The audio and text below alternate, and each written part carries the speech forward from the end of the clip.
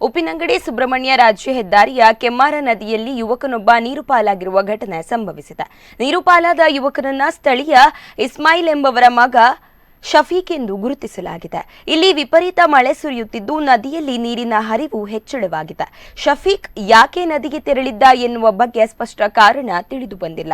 ಘಟನಾ ಸ್ಥಳಕ್ಕೆ ಅಗ್ನಿಶಾಮಕ ದಳದ ಸಿಬ್ಬಂದಿಗಳು ಹಾಗೂ ಉಪ್ಪಿನಂಗಡಿ ಪೊಲೀಸರು ಭೇಟಿ ನೀಡಿ ಪರಿಶೀಲನೆ ನಡೆಸುತ್ತಿದ್ದಾರೆ. ಅಗ್ನಿಶಾಮಕ ಸಿಬ್ಬಂದಿಗಳು ಹಾಗೂ ಸ್ಥಳೀಯ ಈಜುಗಾರರು ಶಫೀಕ್ಗಾಗಿ ಹುಡುಕಾಟ ನಡೆಸುತ್ತಿದ್ದಾರೆ ಎಂಬ ಮಾಹಿತಿ ಲಭ್ಯವಾಗಿದೆ.